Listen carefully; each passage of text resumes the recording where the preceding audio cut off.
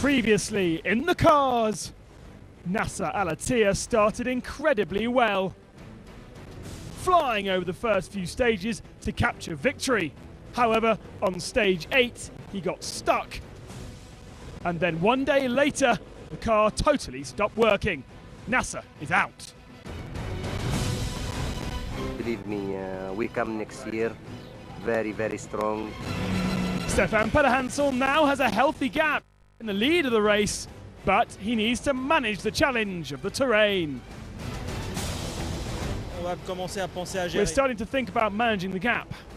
Giniel de Villiers is his nearest rival, although he's 50 minutes down. We've got to make sure that we keep our nose clean, but we're going to push hard and try and do our best to finish. Will Stefan Pederhansel hold on for his 11th Dakar victory?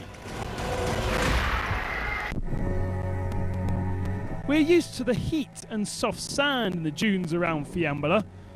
The conditions today, however, were dreadful. Wind and rain on the Dakar. Still, the special promised to be a real challenge.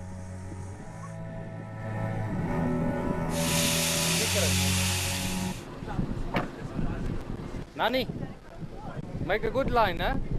Make it a good line. Good line, don't worry. Yeah. Normally he's open. I know you can see through this dust, eh? No problem.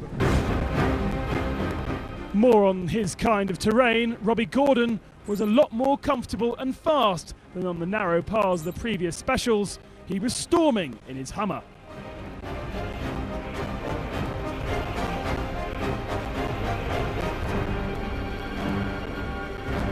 So much so that the American managed to overtake Giniel de Villiers, who had started 3 minutes ahead of him.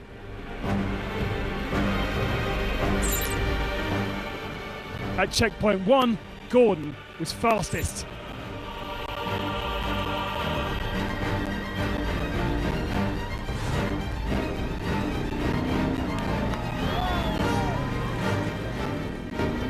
Giniel de Villiers was, however, enjoying a great start to the day, gaining time on Stefan Pederhansel, his rival in the standings.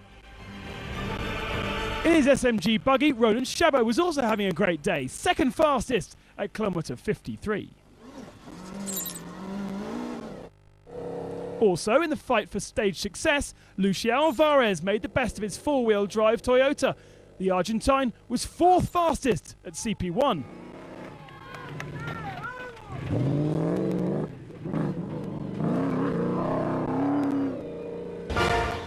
Back in the fight for a podium spot, Nani Roma pushed hard, sometimes slightly too much. This, a big fright.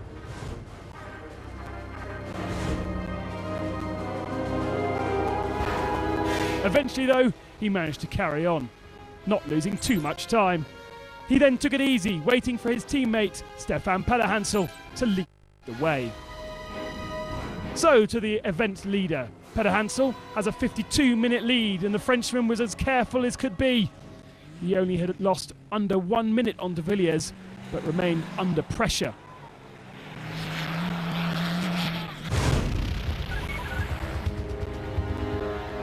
And then, after the heavy rains of the previous hours, came another flood for the Dakar. Like San Miguel, the Tucumán, on the eve of the rest day. No way anyone could cross the Rio Grande.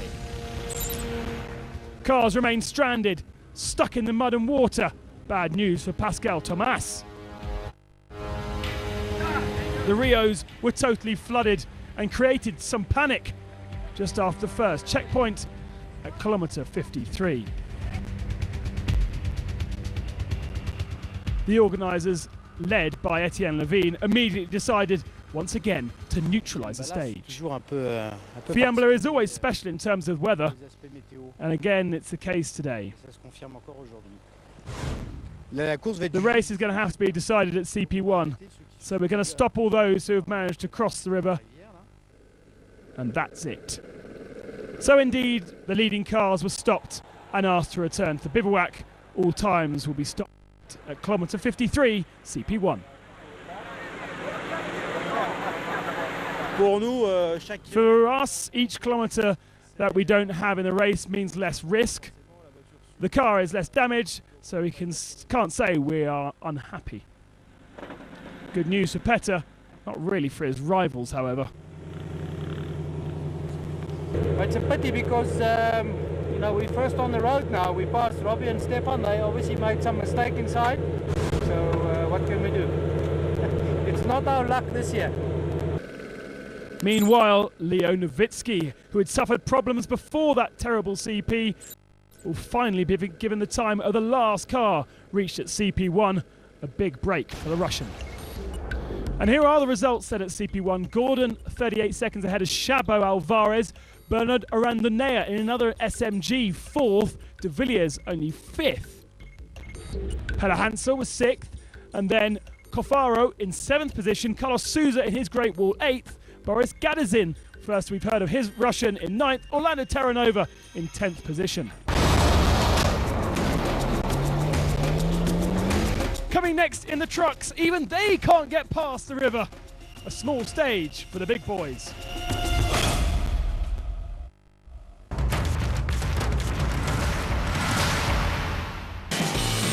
Fourth of the Australasian Safari and best newcomer on the event, Brett Cummings was one of the 5 winners of the Dakar Challenge, a competition based on 5 events around the world offering an entry to the Dakar. So far, so good for the South African, who is currently 53rd overall. Probably given a bit more credibility to my presence over here. It is actually mind-blowing what goes on at the Dakar and how many people are here, how many spectators there are. Of the 5 Dakar Challenge starters, only 2 remain in the race. Cummings and Chilean Jeremias Israel Esquera, who has made the best of his experience during the Decifol Litorial.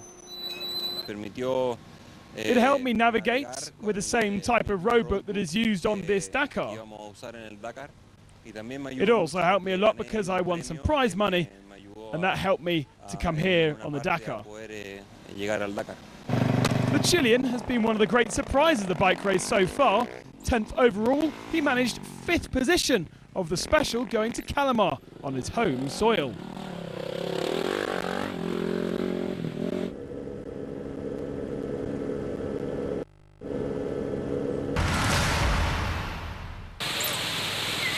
After finishing the Dakar on a bike in 2009 and a single-seater buggy last year, Kees Kolen is living a whole new challenge on the quads. Despite several setbacks, the Dutchman is 19th overall. The big difference is the quad is much slower than a bike. If you ride through the corners, it's a little bit like a buggy, you know. Kees Kolen's ultimate goal is to finish the Dakar in all 4 categories. So my only goal this time is to finish with the quads, and after that I want to look what kind of truck I'm going to do. But I'm going to do a truck, yes. This year, the Dakar has embraced the idea of social media, using it to inform, entertain and keep fans safe. The stats are amazing. 5 million unique visitors to Dakar.com, 3 million video views on YouTube, 250,000 app downloads, 750,000 fans on Facebook, and 90,000 followers on Twitter at Dakar Official. Remember, hashtag Dakar 2013. Thanks for your support.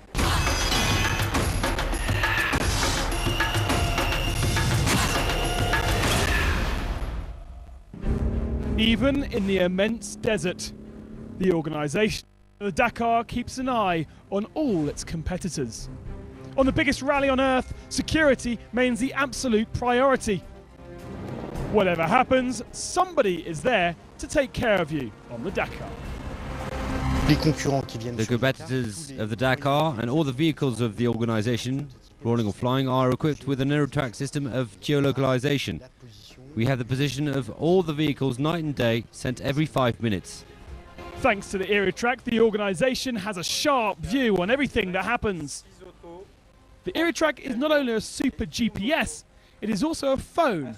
If competitors stop for 2 minutes, they are contacted by the organisation.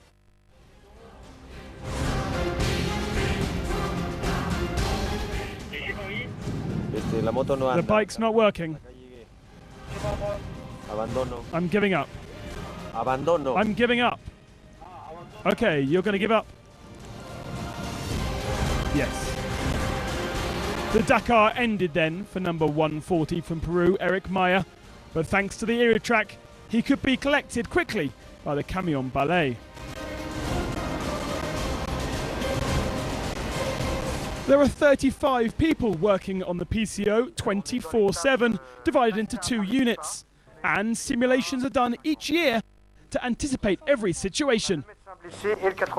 As soon as we receive a distress signal, the red button from the Aerotrack that means a physical accident, we receive that signal in Paris. Paris will call the competitor. I remind you that it is a phoning system. We make us confirmed by the competitor that he is injured, and at the same time Paris sends the information to the headquarters on site that will launch the most appropriate and closest solution for this competitor. For more than 10 years, this system has been the guardian angel for all Dakar competitors and regularly keeps lives safe and saves lives.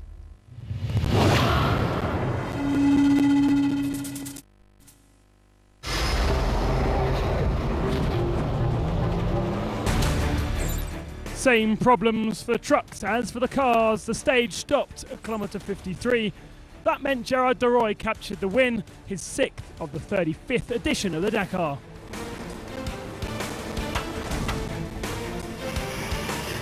Isla Perez was also looking to gain time in the overall standings, but he had to settle for 2nd spot, losing a minute on Deroy on this short special.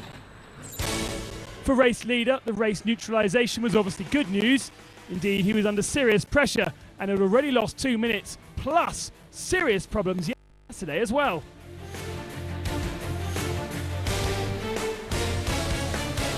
Despite that, it is looking good for the Kamaz team. Irat Mardiev managed the 4th best time of the day and consolidated his 3rd spot overall.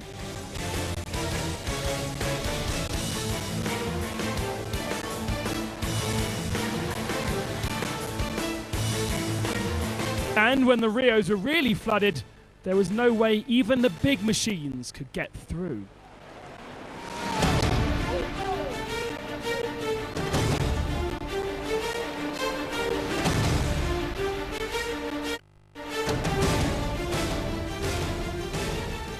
Stage win then for Gerard Deroy. It will certainly not satisfy the title holder, who was probably counting on this stage to move up the standings and fight to retain his crown.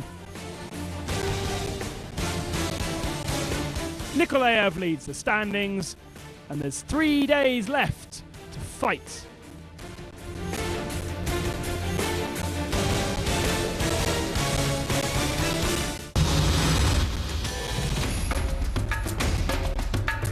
Tomorrow, it's back to Chile and to the fearsome Copiapo June Ball for stage 12.